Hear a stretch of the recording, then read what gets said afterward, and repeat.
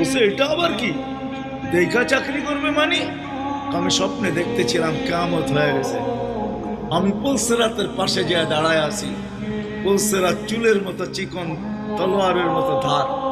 ভয় পাইতেছিলাম এটার উপরে পা রাখবো তো রাখবো কি করে।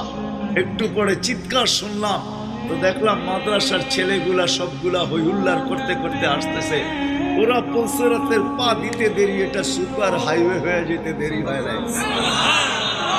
সবগুলা উঠা পার হইতেছে, একটা পিছন থেকে আমাকে দেখা ফেলছে আর চিৎকার দিয়া বলছে, ওই তোরা যাস কই? আমগো গরুটা তো দাঁড়ায় আছে, ওরে নিয়ে যাবি না?